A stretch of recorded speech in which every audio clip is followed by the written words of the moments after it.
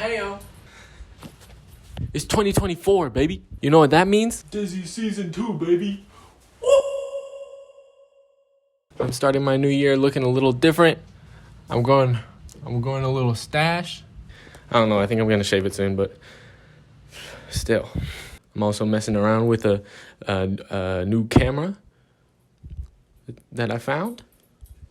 So anyway, today's video is the last gear tour, and I think you guys are gonna really like it. It is about my motors, my receiver, and my props. Before I go any further though, make sure to like if you like the video and subscribe for more. So let's check this out.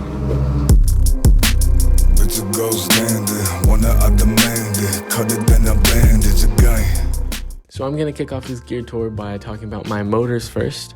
These are the Emax Eco2 motors, and I got them in the 2306 2400 kV version.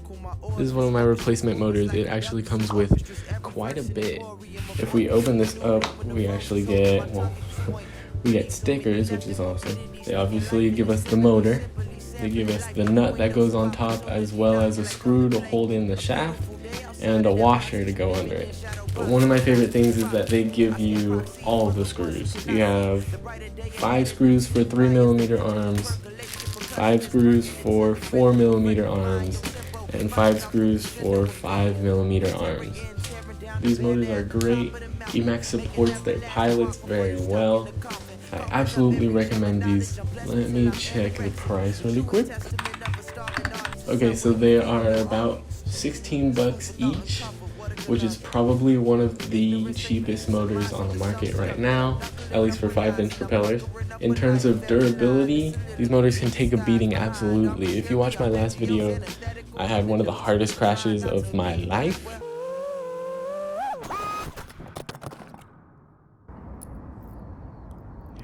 I broke an arm off. The drone full throttled into the ground before I could disarm it. It was insane. But after that crash, the motor was completely fine. It flew like it was new. There wasn't even a weird sound in the bearing. The bearing was super smooth. And just recently, sadly I wasn't recording, but I smashed the drone into a pole at probably full speed, and this happened to the arm. Completely smashed. This is a normal arm. This is what it should look like. And this is what happened to this arm. It's completely gone. And even after this crash, the motor was still intact. It was still running extremely smoothly, and the bearings weren't even making a sound. So I 100% recommend these motors. They're great, they're durable, they're cheap. There's good customer support. They give you stickers. I like stickers. Anyway. But yeah, I'll be flying these Emax motors until I can afford better ones, I guess. But honestly, I don't really want to switch. Like, these are pretty good. Next, I'm going to talk about my receiver. You can't really see it. It's tucked in the drone, but it is the FrSky XM Plus S-Bus receiver. But we can't really talk about receivers without talking about my radio first. My radio is the Taranis QX7, and it's not the most high-tech touchscreen radio. It's not the most features. It doesn't have 80 switches, but it is solid and it will do the job. It's not too expensive, and it will last quite a bit for me. I am thinking about upgrading to... Heyo, I'm Dizzy from the future. So remember when I said this was a new camera that I'm trying out? Well, I didn't realize that it stopped recording after a while, so I'll be taking over this part. Basically, what I'm trying to say is that the Taranis QX7 radio that I have is more than enough to start flying, and it's all I need. I will never need a controller that has 100 switches on it or a touch screen. As long as I can bind it to my drone and I can move the sticks and I have at least a switch or two to arm it, I'm all set. But now about the receiver, the FrSky XM Plus, it's just another piece of equipment that does the job as far as I need it. I think I've range tested it about 900 feet, which doesn't sound far. It's not like, oh, I went 5 miles. But I don't need to go 5 miles away for freestyle. I like to stay in my little bubble of where my video can reach. And honestly, my video starts to break up before I lose latency and range. So the XM Plus is all that I need. I am thinking about upgrading to the ELRS system just because I can, and it's popular, it has a lot of support, and it allows pilots to be comfortable in knowing that they won't lose their drone.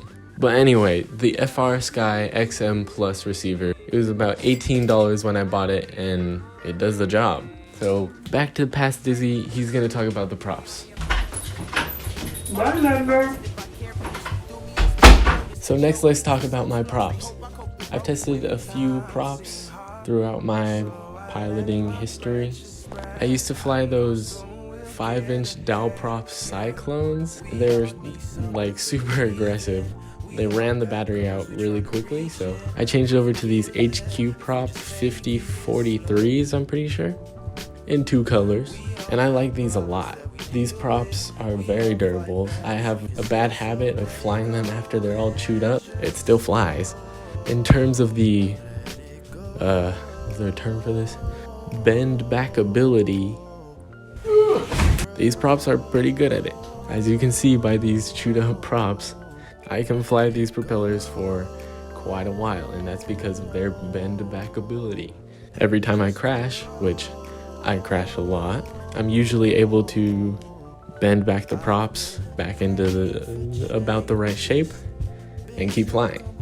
So yeah, the Emax Eco2 2306 2400 kV motors, the FrSky XM Plus receiver, the Tyrannus QX7, and the HQ Prop 5043 props are the last items in my gear tour. Thank you so much for watching this video. Remember to like if you like the video and subscribe if you want to watch more, and I'll see y'all in the next video.